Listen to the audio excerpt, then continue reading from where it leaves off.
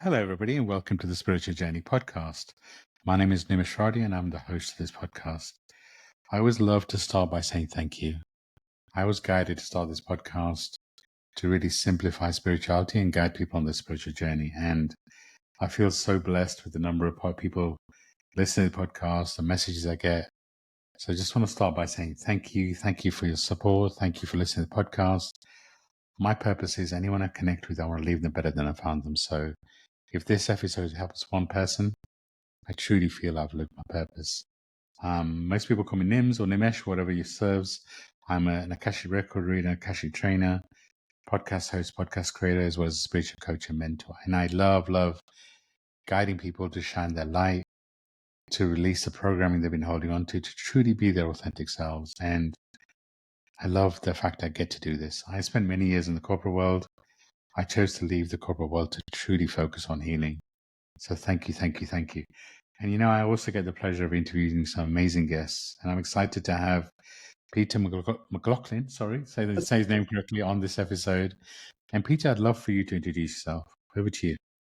Sure. So, as Nim said, my name is Peter. I've been a hypnotist this is my 18th year doing this work. I got into this work because on the same day in 2003, when I was volunteering to be a firefighter and an EMT in my town, I was diagnosed with Lyme disease and leukemia on the same day. And this led me on an odyssey. And the odyssey led me by steps from purely physical into the mental and psychological, and then into the spiritual. And so all of the work that I do with my clients is ultimately based on that higher spiritual level in order to help them resolve whatever they're dealing with. I do still identify kind of in my blood, in my bones. Nims and I were talking about this before we hit record about being a firefighter and an EMT. I still feel like that kind of informs my work of problem solving, of working together, of taking on whatever size the problem is, and knowing that there's a resolution there someplace. Oh, I'm also a father, a father of 3 kids and a wife, and I live in Florida. Beautiful. And it's interesting you say 18 years because, something must have been happening 18 years ago, because my spiritual awakening, and I've shared it in other episodes, also happened 18 years ago. So that's just another synchronicity. And Yes. I originally spoke to Peter, must have been 6 weeks ago before. Yeah, about that. Yeah. And it's taken us a bit of time to schedule this, and I just love the synchronicity of the universe, because before starting record, as Peter said, we were just catching up and just talking, and somehow the conversation about the firefighter came up, and it's just so weird because 2 days before, my neighbor, who just is very close to where I live, his back garden comes on to like a path that leads into my garden. So, and the shed at the back of his garden was on fire, and it was actually a really, felt like a really intense fire. It was maybe less than 10 feet from my house. And we were just talking about how blessed we are in terms of the protection, but also the synchronicities of the firefighters and just how they worked. And just,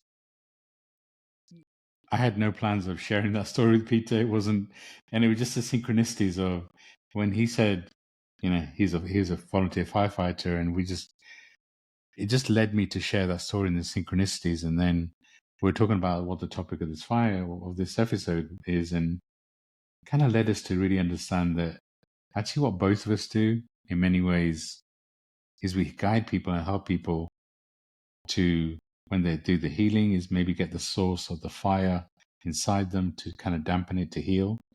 But also in many ways, as an expander, I feel like I start fires in people to truly heal and truly kind of, it's just an interesting synchronicity as we were thinking about what we want to cover.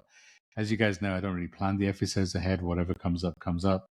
But that felt like a really important synchronicity that happened just before. So Peter, when you talk about, your story and everything you've been through over the 18 years that's led you to be this person you are, and you kind of connected to the story that we had about the firefighting, and kind of feels all connected for you in terms of lighting and kind of your experience of being a firefighter, but also now your experience of being a healer. kind of combining it all. So when I told you the story about the fire and the synchronicities around it, how did that make you feel, and what did that kind of bring up in you? Honestly, it brought a feeling of well, certainly familiarity, and I think alongside familiarity are feelings like you're home. That for me, I've always loved fire, and I think all firefighters do on some level. Fire in a fireplace, fire in a fire pit, it doesn't really matter. Just love it. Just have always been fascinated by it, and respectful of its power. And so you showing me that picture just reminds me of all of the different um, incidents that I was on when I was a firefighter myself. And the feelings that are brought up from that would be, there's definitely like an adrenaline rush and excitement. It feels like it challenges you in every possible way, which incidentally, I feel like that's our spiritual journey. Yeah. It's, the hardest things that we deal with in this life are literally challenging us in every possible way. And there's a kind of magnificence that human beings have always recognized about taking on, especially the ancients, about taking on some massive challenge and being able to persevere through that. One of the things that I love to say to my clients is that nobody builds statues of a person sitting on a couch with a remote control in their hands. It's always like a horse, and the horse is rearing up and there's a sword in their hand. And, we Yeah. admire people that climb to the top of impossible mountains, and people maybe who are handicapped, who are still able to run a race, or athletes or whatever. And I feel like every one of us is on a hero's journey. Every one of us is facing this kind of monumental task, just like firefighters do when they pull up on a scene and you look at something and you're like, oh my God, this is unbelievable. And one of the things that I was saying to Nims before we turned on the record button was, when that happens, you realize you can't do this alone. Yeah. This Very is true. not possible. Right? Very The true. guy on the horse with the sword has got a whole army behind him. Yeah. And I'm not saying it's not heroic and you don't need bravery and everything else. Of course you do. But none of us ultimately is in this alone. I want people to realize that whether you work with NIMS or you work with me or a million other people, you're not in this alone. That's Friends, it's family, really important pets. right now. And then beyond that is the spiritual realm. We have spirit guides. We Yeah. have spirit councils. You do work with the Akashic records. There are, for people that have a religious faith, there are religious figures. There are angels. There's the Holy Spirit. Like, all of these forces are waiting for us. And I will say this, you're going to probably laugh, but the firefighters that showed up and helped solve this problem, it was all initiated by a call, by a request. True. You had Yeah. to dial, in the United States, 911. I think you dial 999 in Yeah. the UK. Actually, But 911 works. Yeah. right, but it all starts with I need help. Yeah. It's And that cool. It's that cool. And it's not a sign of weakness. Me no, calling 911, definitely not a sign of weakness. Honestly, that when I first saw the fire, because basically, I went to one of my back doors in the kitchen, and the fire I could see was like 8 or 9 feet away. And in that moment, it's a very humbling experience. I was, I was just in shock, in awe of the fire, but at the same time, yeah, I don't know. There was so much going through me at the time, and then, when the fire brigade arrived, because we always obviously had to evacuate, the synchronicities of them working together and just, kind of, it was just poetry in motion. It was I mean, I guess maybe, I don't know if I'm normal or not. I guess it wasn't the fire that was consuming, it was just what was going on around, and seeing the firefighters and seeing other people's reactions. And yeah, it just made me realize, and the fact that you talk about a team, it's so true. We have so much support around us. Look, I get in the period that we're in right now, a lot of people do feel alone. A lot of people do, the friend circles got smaller. I get that, and the energy we're in right now.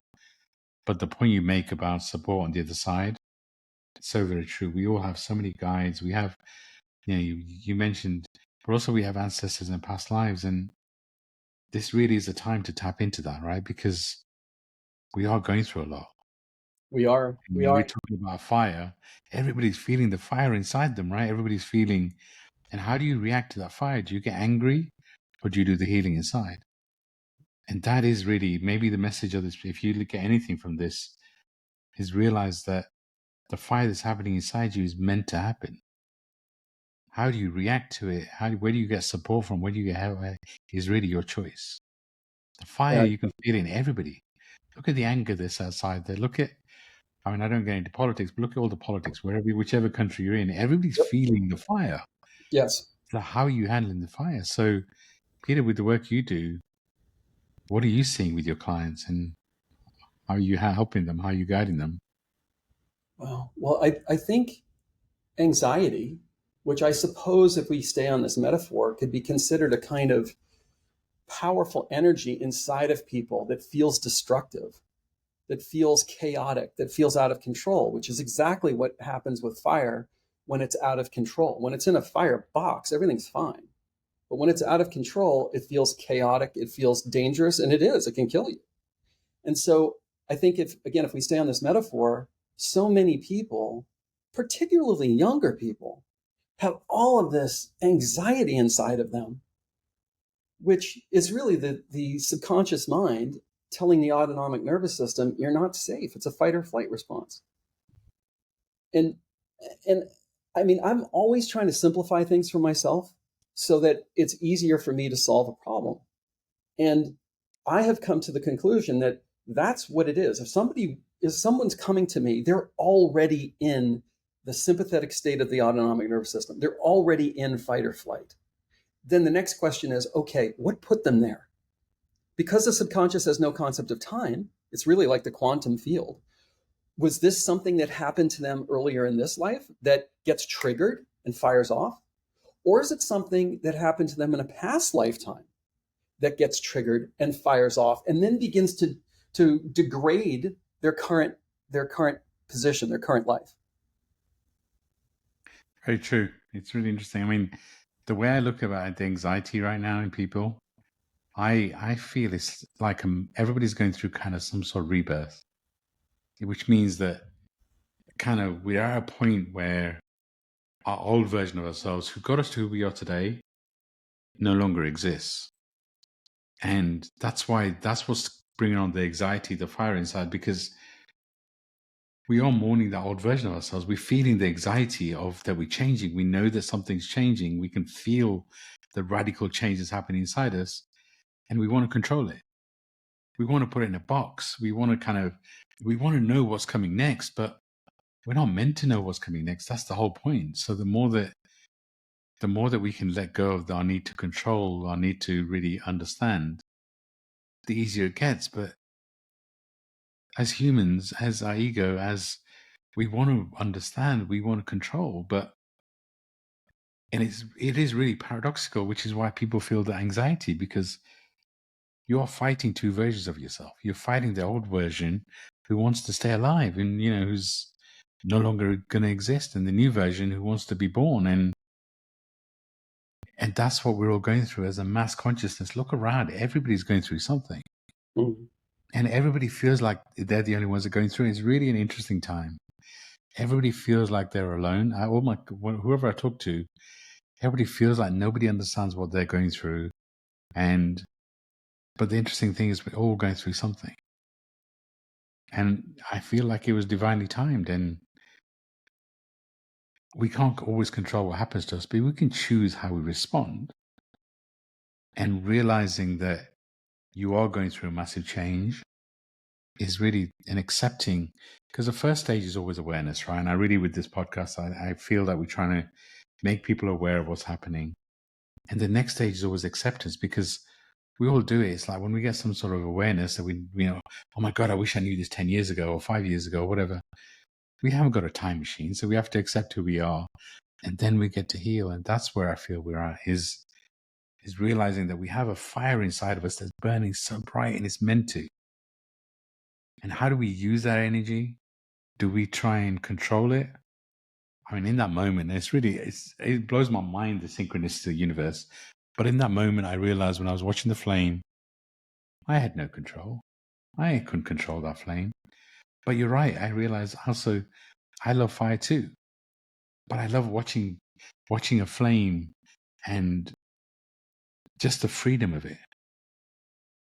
Not like I don't like putting things on fire or burning anything. I'm not saying that at all. But it's like when I light a candle, there is a freedom to that flame. And it's just, as humans, we're a soul having a human experience. The more that we can have the experience and live in the moment, the easier life gets. But I get it's not easy, right? It's just we're on a journey to truly be present. But I love what I get to do because I love to guide people to help them understand that fire that's happening, the anxiety, the rebirth is for a purpose. And I know I trigger people when I say, look, everything that happens to you for a reason and serves you in some kind of way. And when you're going through something which is deep, it's hard to listen to that. If you're going through something painful, you're like, well, hold on, how is this serving me? Why would God, the universe, my guides, why would my soul pick this? But again, if you go back through and you go back through your most painful experience growing up and really ask yourself, what did you learn from that experience? I think there's something that would have come from that experience. And maybe it's coming up for you now, some inner child healing or something, but I get it. If you've been going through some painful experience, why would your soul pick this journey? Why? Why would you choose to go through pain? But there's some learning there, right? Maybe you're meant to go through that pain so you can guide others not to go through the same pain. Maybe you're healing some ancestral, maybe you're doing all of the above. But so Peter, when I ask you, when I kind of describe the rebirth process and kind of the fire that's in people and kind of maybe the feeling that everybody's going through something, is that something you're seeing too? Is that something that you're seeing with your clients? And Undoubtedly, I think I know I'm not the only one. I hear other people saying the same thing, that things are speeding up. yeah, I'm old enough to remember clearly what it was like 40 years ago, 50 years ago. I was, 12 years old 50 years ago, half a century, and I remember what things were like. They were not moving this fast, right? And I think, back to the metaphors, when something moves fast, it tends to create friction, and friction creates heat. And heat is one of the four elements of, of fire, of combustion. And as you were talking about fire, I was thinking how one of the purposes of fire is to burn away the old. very true. And so as you were talking about that, I was thinking, oh, like, your ego, your old beliefs, the things that we all hold on to feel safe, which is generally sameness. And if the world around us is moving faster and faster and faster, and we're holding tighter and tighter and tighter to the old, we have a conflict. Yeah. And we're surrounded by all of this friction and all of this heat. So, the other purpose of fire, which you and I were talking about before, is it is light. If you're wandering lost in the forest and it's cold and you're scared and you see a campfire in the distance, that's salvation. Yeah. If you're a mariner at sea and you're lost and there's a storm and you see the light of a lighthouse, you're saved. That's salvation. All you have to do is follow the light. So true. So yes, I think we're all seeing this. I would call it absolute, based on my age, based on the way things used to be, absolute insanity. What is that? That is chaos. What is chaos? Chaos is change, especially the speed at which is changing. And if we try to resist a natural force like the ocean, we're not going to win. Yeah. If on the other hand, we can become like a soul surfer and surf these massive, powerful waves, then the wave still exists, but now we can operate inside of it. We can operate with it rather than trying to stand against it and just getting knocked over Yeah. and walked away. Beautiful. Actually, it reminds me, we did an episode a couple of weeks ago called Riding the Wave. That for me is metaphor right now. And just, it's really interesting when you talk about time. I mean, I always see time as a human concept, but the speed at which, but again, I really believe that this is a time that our soul, God, source, whatever you believe in, I feel like it's a time that was planned where we're all supposed to go through something. And it really is interesting. Change is such a human concept. And all my clients, because change is part of what I do, I always ask the question, how do you feel about change? Everyone always answered, of course, I love change. It's, kind of you can quote, it's the only constant, all that sort of stuff. Everybody knows the metaphors and the quotes, but how do you really feel about change? I think everyone loves change when they can control it and it's in their favor. Change is a constant. It's not in our favor. It's not for us. It's not against us. It's the only inevitable, right? But it's interesting how we, as humans, are designed to resist change. We love things being the same. We love routine. Yes, we love to do things that are different from time to time, but ultimately, we are creatures of habit to varying degrees. But right now, it is the only option we have is riding the wave. It reminds me of the line from the movie Resistance is Futile, because it really is. If we fight it, that's what's going to cause us pain. And I love the metaphor of if there's a wave coming towards you, if you had a choice of riding the wave or letting it crash into you, what are you going to do? But it's not easy. No, it's not. No, it's not. And I've thought about this concept, this push-pull with relationships, for example. There's Esther Perel is her name. She's the world's leading expert on relationships, particularly with respect to infidelity. And she talks about this inherent conflict in all relationships because all humans want what you were talking about. They want stability. They want predictability. They want to know they can count on the other person. They want a certain degree of sameness. But too much of that, and they're going to get bored and they're going to go look for somebody else, to have an affair with. Because we also want passion. And passion is about unpredictability. You don't watch the exact same movie on Netflix every night. You may watch the same movie 2, 3, 4 times, but you're not watching it every single night, I'm going to guess, right? Because you want something different. People go to McDonald's because they want sameness. You go to McDonald's anywhere on the planet, you're going to get pretty much the same thing. It's going to be laid out the same way. But enough of that, you're going to get bored. You're like, enough is enough. I want to go to a restaurant I've never been to that's on the seaside where maybe I have to wait in line to get there. And I don't know if the food's going to be fabulous or it's going to be horrible, but it's an adventure. So as humans, I do think that we want both. And it's like, how do we manage this? Because we really do, like Maslow said, we have our hierarchy of needs. We need food, we need shelter, we need a certain degree of sameness and safety just to get to the next day.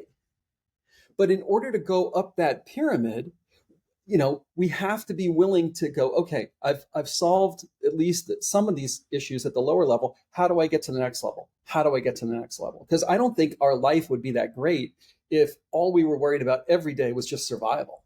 Yeah. And part of this is the internal challenge. And that's what you and I are talking about. It's not just the external challenge. It's the internal challenge. How do we go from maybe that fear place to the next level, to the next level? And part of what helps for me is to remind myself, my soul, chose to be here at this time. So when I see craziness, when I get afraid by things that are happening, I go inside and I say, I chose to be here at this time. I know that I'm not a masochist on a spiritual level. I must have chosen to be here at this time because I thought I could learn a lot, because maybe I thought I could make a difference, because I wanted to be part of this massive change that's happening.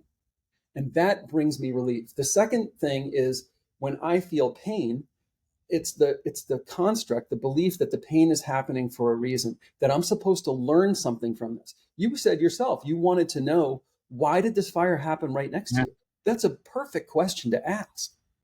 And these questions are so normal. People will say, why me, when something bad happens? Yeah. But it's rhetorical for most. And I think what you're saying, what I'm saying, is that can be a literal question. There are ways to get that question answered. And when you get it answered, you might learn something really important and then not have to have that same experience again. Very powerfully said. And two things that you said resonate so much. And I just want to repeat one of them for sure, which is our soul chose to be here. Yes. It's a really important reminder. If you listen to this podcast, you're here for a reason.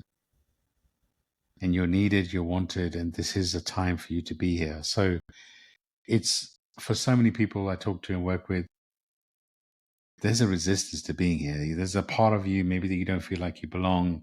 Maybe your spiritual self is not in your body, or whatever that may look like. But accepting you chose to be here at this turbulent time and you're needed because of the turbulent time is a really important start. And I love the second part of the question we ask ourselves is really important. If we can change the question from victim mode, things like, why does this always happen to me? That's not a productive question. If we can change the question to whatever's happening, how is it serving me? How is it expanding me? Because I really believe everything that happens to us does serve us. So if we can change our question, our energy changes, we start to get a different response. So we do have the power to change, right? And it's like what we focus on expands. If we focus on that question of why does this always happen to us, the universe is going to be like, oh, you want more of that? Okay, we'll give you more of that. If you change it to, hold on, whatever this is, how is it expanding me? What am I learning from this experience? All of a sudden, the insights start to change. And I'm a big believer that everything in your external world is a result of something in your internal world. So everything you need is inside you. And when Peter was talking about earlier about needing a team, what your team does, the team on the other side and the human team, is guide you to your answers. So the universe gives you clues, and the clues may be in messages you receive yourself. It could be in songs you listen to. It could be in dreams. It could be listening to podcasts. We're always receiving a message, and how do we respond to that message is our choice.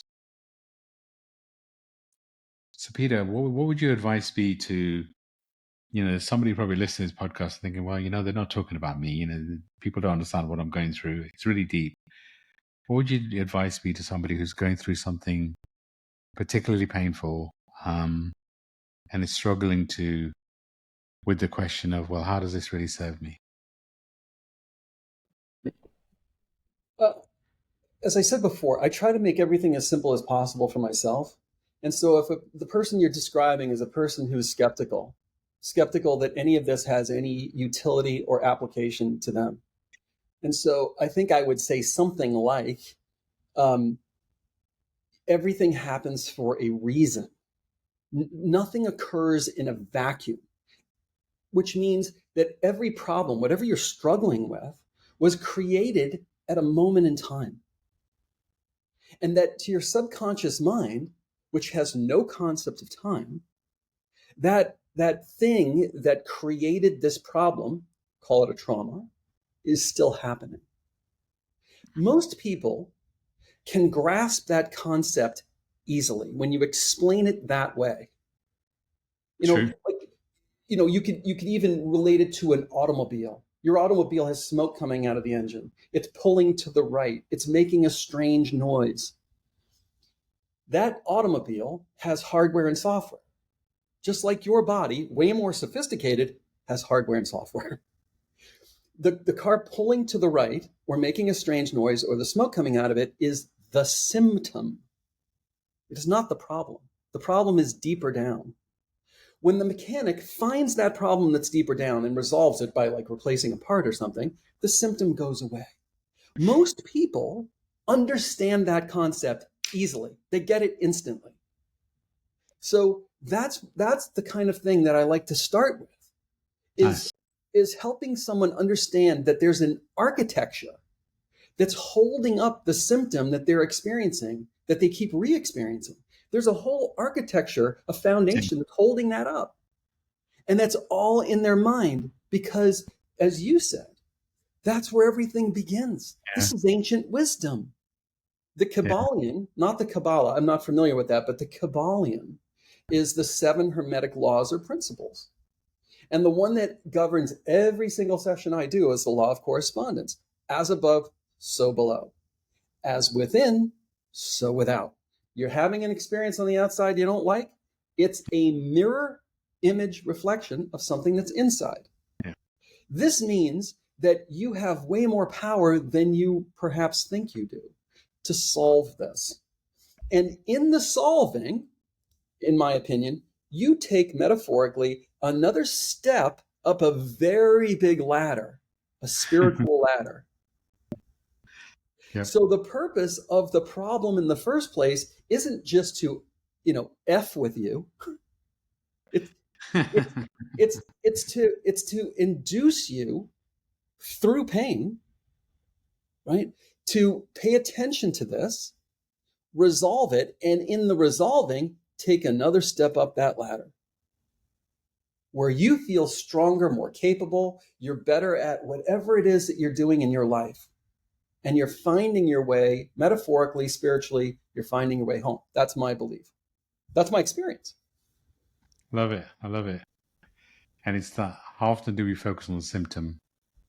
When you're fixing a car, you don't, right? You focus on what the issue is. But as humans, how often do we just, the symptom consumes us? Our system. So when I was a firefighter, I was also an EMT, emergency medical technician. And what I learned and experienced was that there's two wings to medicine, right?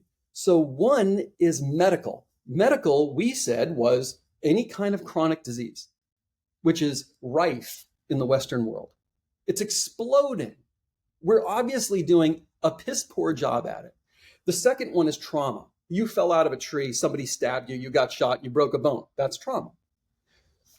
When I would take someone to the emergency room for trauma, I felt great about it because I was taking them to the best possible place to resolve this problem. When I was taking them to the ER for medical, I felt, honestly, I didn't feel good about it because generally that's where the problem either was created because they gave them some drug and they had a side effect to it or whatever, or they couldn't figure it out. Why? Because they couldn't see the root cause of the problem. All they could see is this symptom. So, for example, and I'm not giving medical advice here, I'm not qualified, but a tumor, a cancerous tumor, is not the cause of the cancerous tumor. It is the symptom. And I'm not saying that it shouldn't be removed or somehow dealt with, but are the doctors even thinking what caused this in the first place? How do we know it's not going to come back? I mean, we can't say that for all doctors, but it's definitely true. There's more investment and more focus gone on to symptoms than than the core, than treating them. And it's crazy. Anybody who's listening, once again, to simplify it, can understand that difference. They would not accept a mechanic at a car repair shop telling them to turn up the radio so they don't have to hear the weird noise anymore, or install a fan to blow away the smoke. They'd say, "You're a nut. I'm going to go to a competent mechanic that's going to find the root cause, resolve this for me." They wouldn't put up with that.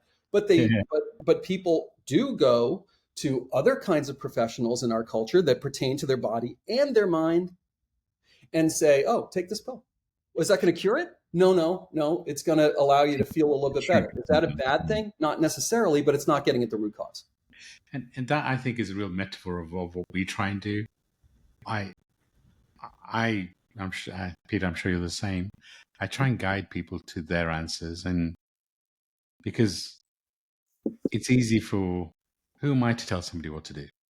Who am I to fix anybody, right? But if we can guide people to ask really deep, expansive questions, to heal their inner child, to heal, and to nobody needs fixing, right? We're not here to fix anybody because we're a soul having a human experience. So where you're at is exactly where you're meant to be. But the more that we can focus on our healing, because anyone that says they're fully healed, again, just my opinion and a part of my language, but I think they're full of shit because healing for me no reason to be here anymore. If you were fully healed, you'd be off to the next adventure. And I agree. It's like the day I feel like I'm fully healed and no more learning to do, I'm done in this realm. That's it. I'm done. But it's just interesting. So Peter, I'd love to know. Can I say one more thing about this in terms of the metaphor? is every person is like this magnificent sailing ship. Beautiful hull, beautiful construction and carpentry, tall masts with these big billowing white sails, all set, ready to go. But if they've still got the anchor deployed, it doesn't matter how beautiful the ship is, how well it's built, how many True. sails they have up, how much the wind is blowing in their favor. They'll be dragging that anchor across the seabed, and they won't be able to fulfill what I call the inner magnificence. Yeah. And Very that true. anchor that's dragging behind them is our old traumas. Yeah. And your stories, if you hold on to your stories, it's like your anchor. You're not going anywhere. And it's Correct. trauma bonding, right? Yeah. So it's just the more that we can embrace who we are and just start to fall in love with ourselves, the easier life gets. Peter, you clearly have an interesting story, and in kind of, I'd love to know more about what you've been through and kind of what led you to become the healer you are today. Well, I would peg it entirely, well, almost entirely on those twin diagnoses that happened on the same day. And what I've said to myself and to others was I was volunteering to be a firefighter and an EMT so I could rescue other people. That was the idea, right? And what happened is I was rescued because I wouldn't have known about this underlying condition. And it went through, like, the stages of grief. I remember banging the steering wheel in my car, seeing people that were obese and going, why me?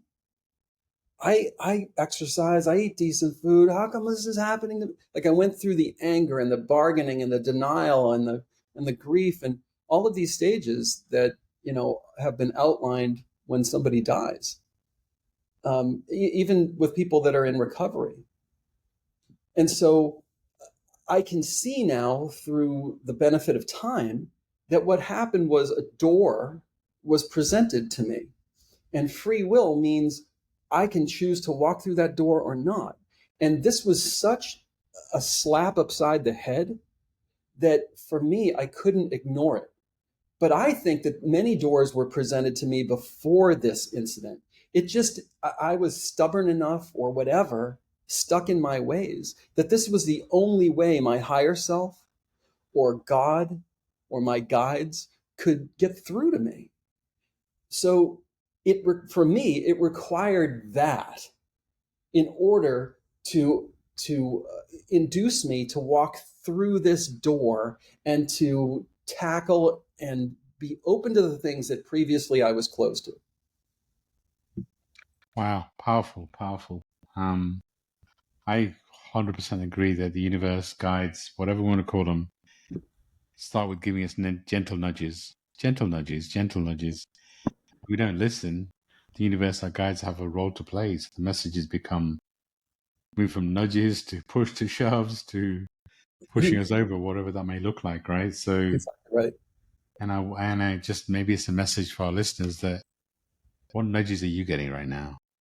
Perfect. What are you receiving, and what action do you need to take um, to truly to truly serve you?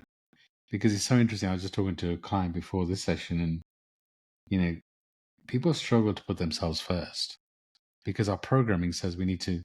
But at this time, I really believe we have to put ourselves first, because when we do, our light becomes so much brighter. So, question for listeners is, what area of your life are you not putting yourself first? What could you do for you today that allows you to truly embrace and become the best version of you? Because we are on a roller coaster, and we are being pushed to put ourselves first. And it really is important that we do that. And just the other thing that came to mind when you were talking is, when we talk about responding, reacting, and kind of, this is where having a strong self-care routine is really important. Having a self-care routine that involves some kind of meditation, some kind of silence time, some time in nature, some physical activity, something that really lifts your soul. When you do that, it gives you a strong base. And it means that when you're going through this internal turmoil, whatever it is, you get to respond from a different reaction. Because so many people are looking to fix themselves. Give me give me a pill and I'll be fixed. Give me something. And none of us are here to be fixed. But when you have a strong self-care routine, which puts you at the center, that allows you to respond instead of reacting. And when we react, it's primal. You're attacked, you react. When you respond, you're choosing a response rather than reacting. So again, I would encourage people to really think about, what does your self-care routine look like? What are you doing for you on a regular basis that allows you to lift your soul and to be present? How does that sound to you, Peter? I'm just making notes here from the fire department. I want to stay on this metaphor, and I think that this can help people, because when people are encouraged to put themselves first, I think it activates for many, particularly women, it activates a program that has been installed in them, that is the selfish program. I can't do that. That's selfish. And part of helping people with that program is a reframe, neurolinguistic programming reframe.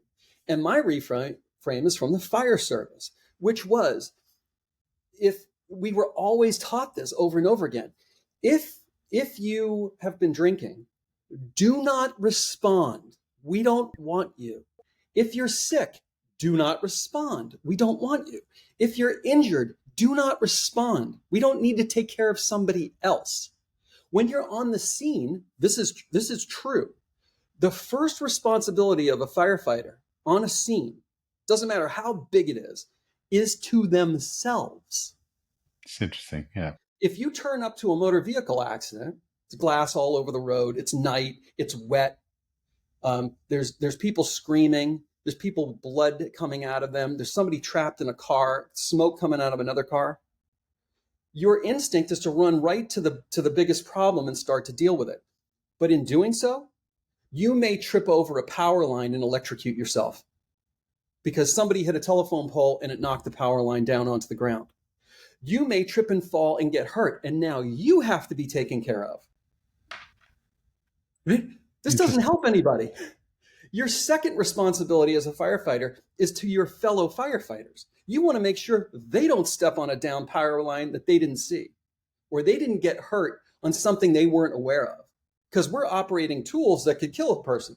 Like, they call it jaws of life, we call them hearse tools to cut open cars. There's enormous amounts of force that these things are applied. If you see something someone else is doing that may hurt them, your job is to step in and say, hang on, stop for a minute, slow down. You might hurt yourself. Change your position. Your third responsibility, is to the bystanders. If a bystander gets hurt, you've magnified the problem. Your fourth and final responsibility as a firefighter on a fire scene is to the victim. Wow. Powerful. Right? And then the second thing you talked about was, you talked about the instant reacting. This often happens like in relationships, husband and wife, boyfriend, girl, whatever it is, partners, where somebody says something and they trigger something inside of their partner, who then reacts. It's like they reached in and pushed a button. That person then responds in such a way that it reaches in and pushes a button inside of the first person, and they react. So I want to also take this back to the fire department. Please forgive me. But training over and over and over again means that when you're in a situation that is life-threatening, that can feel overwhelming, that the training takes over and you start to follow what you've been trained to do. Instead of reacting, you're able to slow it down and go, we don't run, we walk. Right? We do a 360 around the incident to make sure that there isn't something else that we've missed. Right? We work in small groups. We know how to operate the equipment so that we can take this in a methodical manner, even if people are screaming at us. Yeah. And I think the metaphor for us in this lifetime as individuals is what you said, which is take time for yourself to go inside, where you feel calm, where you feel safe, so that when you engage with your partner, maybe you're coming from that place and not from a reactive place. And maybe start to notice, what are my triggers? When he says XYZ, when she does XYZ, how do I instantaneously react? And how can I, like a mechanic, trace that back to its origin so that I don't have to be a prisoner of my programmed reactions? I love it. And lastly, to just to reiterate, how can I shift my thinking to realize that if I invest with myself, if I invest in myself, that I will become a more whole version for the people around me. On the airplanes, people talk about, you put your mask on first, Yeah, I was thinking right? that. Who wants to see a firefighter who's got who's got the flu with a fever of 102, who's limping, who just drank 2 beers to show up to help you? Nobody wants to see him show up. Exactly.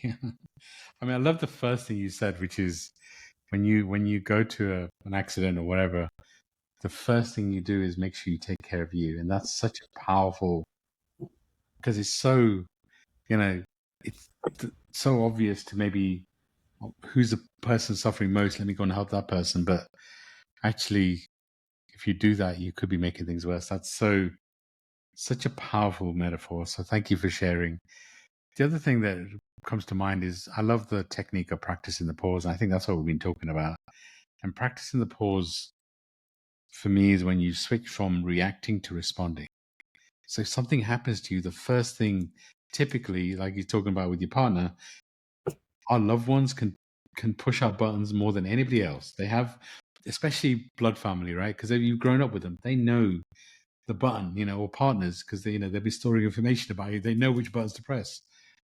And when we're attacked in that kind of way or in any kind of way, our first response is always to react. So we don't actually choose, we react. We need to attack back, or we need to pick something else that does the same. But when we do the self-care, when we do the breathing, we get to practice the pause, and that's just to breathe. So if you're going through something, the first thing I always recommend is just breathe.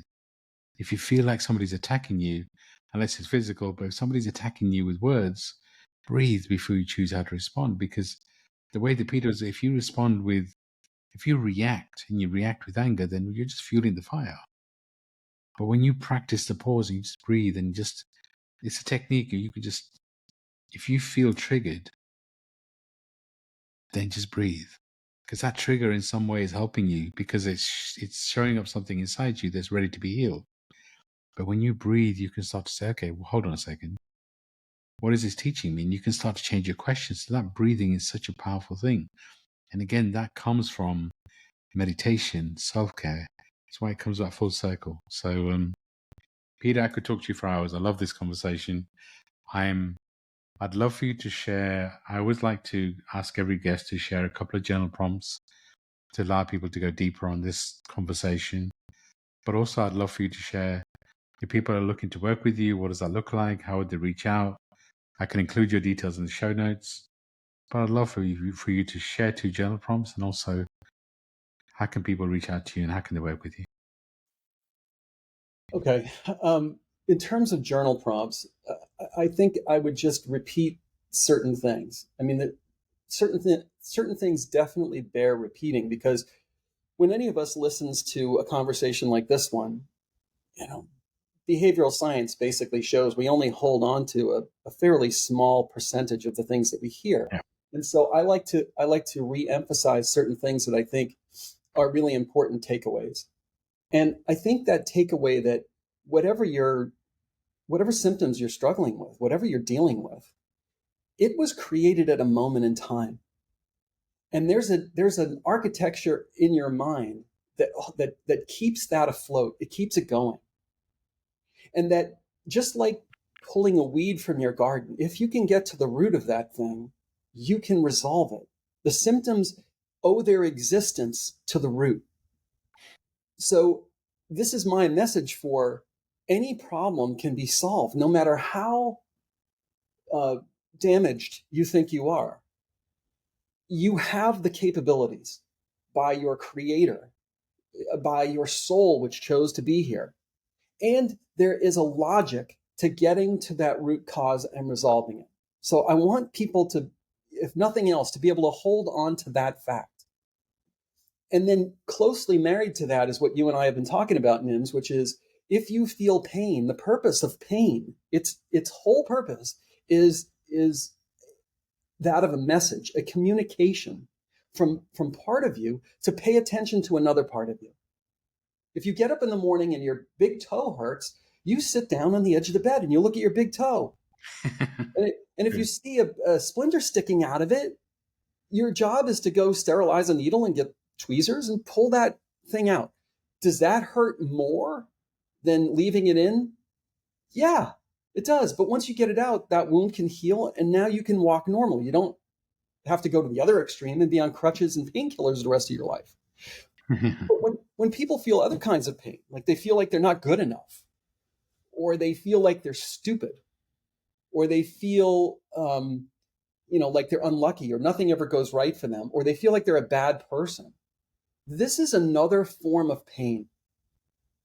And I think we have to apply the same process to that as metaphorically sitting down on the edge of the bed and looking at your big toe. Yeah. Is that harder to do? Yeah, it is. But you can find it. And when you find it, your job is to, again, metaphorically get those tweezers and the sterilized needle and dig that thing out, pull it out. Even if it causes temporary sadness, grief, pain, whatever, because once you've removed that thing, then the wound can heal and you can move into your life in a way with so much more freedom than you had before. So these are the concepts that I think as a journal prompt, you can start thinking about. Powerful. In terms of working with me, if that's something you want to do, I work with people all over the world, and you can just go to my website, which is blueskyhypnosis.com. Blueskyhypnosis.com. The reason I called it Blue Sky is because I studied this work in Santa Fe, New Mexico. And every day after class, I would go up into the mountains and take a hike. And I was just so astonished by how blue that sky was, and the green of the trees against the sky, and how it felt like it was so huge that anything was possible. So if that helps you to remember blueskyhypnosis.com, terrific, because that's why I named it that. I feel like everyone has the innate ability to change their life for the better, to take that metaphorical step up on this much bigger ladder, spiritual ladder. I love it. I love it. I love it. So I will include Peter's website and details on the show notes. Please do reach out to him. Let us know if this podcast episode affected you in any kind of way. If you have any questions, please do reach out. If anything I've said resonates, you can book a free discovery call with me. I can take you through everything I do, including Akashic record reading and mentorship. I love the synchronicities of the universe, and I love just the fact the conversation we had about fire beforehand, and kind of it really did guide this conversation. I feel so kind of guided. Universe, we talked about it before. The universe has jokes, right? Sometimes the universe kind of loves just pushing the buttons and just. So yes, thank you, Peter, for this conversation. I feel very blessed. So thank you. I'm sending so much love and light out. Peter, I'm going to hand it over to you to close us out. Okay. The other thing I wanted to say just real quick is that I have a YouTube channel with something like 200 videos on there that if people want to dip their toe in the water metaphorically, they can check that out. That's also called Blue Sky Hypnosis on YouTube. And I would like to thank you for your efforts for having this podcast in the first place. I'd like to thank your audience for tuning in. And it's an exciting time to be alive. I'll say that. Despite all the chaos, we chose to be here at this time. I feel like in some respects, we are players on the field during the spiritual Super Bowl. I love it. That's a great metaphor. It's just, it's a great time to be alive. And I'm sure for some people, they think we're crazy saying that. But again, if you remember and remind your soul you chose to be here, you're meant to be here. Such a powerful message. So thank you, Peter, for that. I do truly appreciate you. I love your energy and what you shared on this podcast. Thank you for agreeing to be a guest. I'm sure you'll be back soon in the future. Sending so much love and light to you and to all our listeners. Thank you. Thank you too.